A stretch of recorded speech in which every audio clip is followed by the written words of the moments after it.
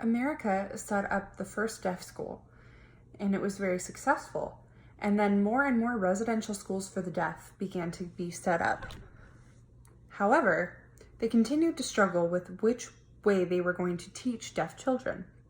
There were three options: methodical,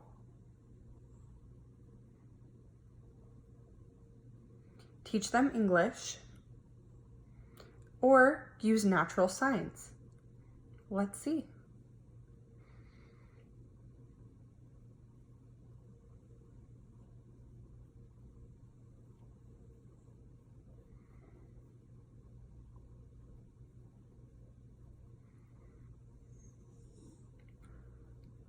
Methodical signs must be used in schools.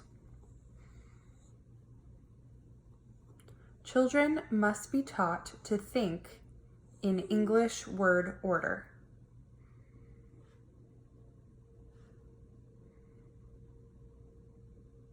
If signs are put in that order, it will get confusing.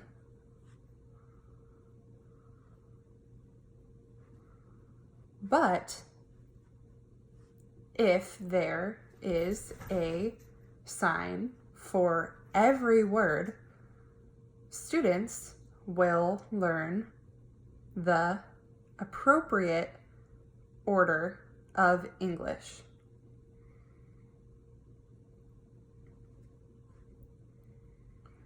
Natural signs can expand in two ways. The first is through the deaf community, and the second is through deaf teachers.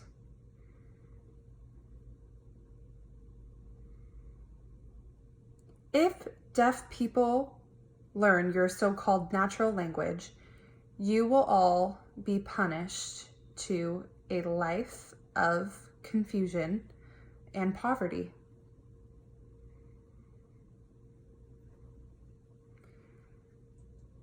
It doesn't matter what hearing teachers try.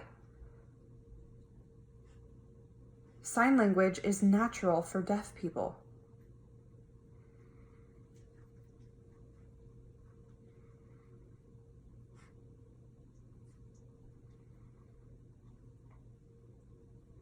This struggle continued until 1835, and finally ASL became the only way to teach deaf children. ASL and teaching of ASL progressed, and deaf children grew up to be successful. Really cool to see.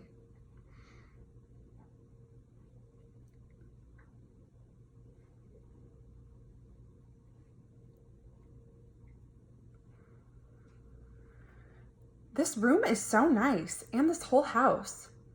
All the pictures and everything. Do you agree? Thank you. Oh, hold on. Is this your coffee? Yes, it's my coffee. Hold on. I recently set up a cafe nearby, and the business has been really successful. Yeah, I've been there many times to eat. It's so nice, and the food is amazing. It's wonderful to meet new deaf people. What a great experience. Yeah, you can meet a lot of people there. I'm gonna go to the cafe and study until around 4, okay? Yeah, I think I'm gonna set up another cafe in Martha's Vineyard. What? Martha's Vineyard is a wonderful place in New England. There's many deaf people that live there, and deafness is very common. Deaf and hearing people both sign.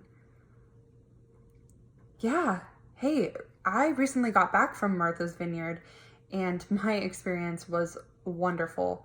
Deaf and hearing people could hang out and socialize using sign language, and it was so cool. And the church had the sermon in sign language. Farmers can let their kids play out in the yard, and then when they want them to come back in, they wave their hands to get their attention, and the kids will come back in. Hearing people can't do that. Signs are amazing. It would be wonderful to use sign language every day. Yeah. Next month, let's plan a trip.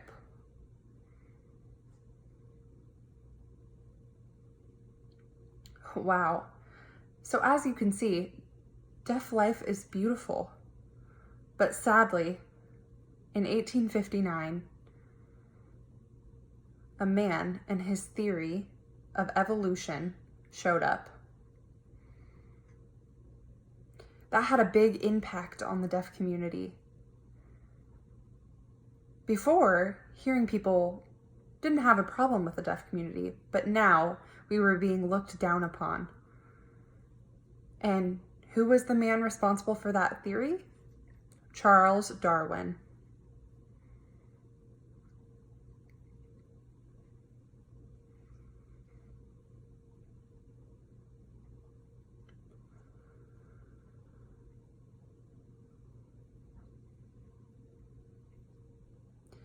My theory of evolution, I will explain.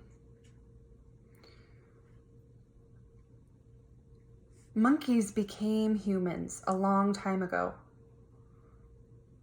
Our intelligence between monkeys and humans involves feeling, muscles, and the appropriate way to speak. If a man is born deaf, his intelligence is the same as a monkey.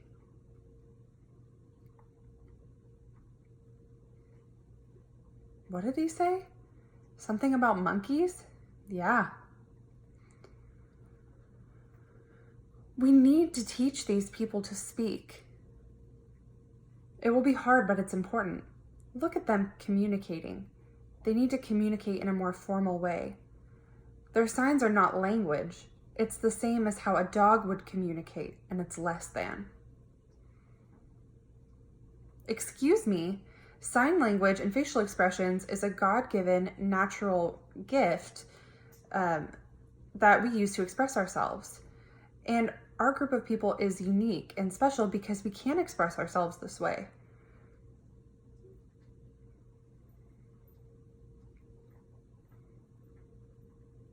It is not God-given. It is not connected to humans at all. It is not connected to the soul. Facial expressions were learned from animals a long time ago. Survival depends on who's strongest, and voice is superior. It belongs to man. God-given, not human. Expression. Facial expressions, natural language, less than.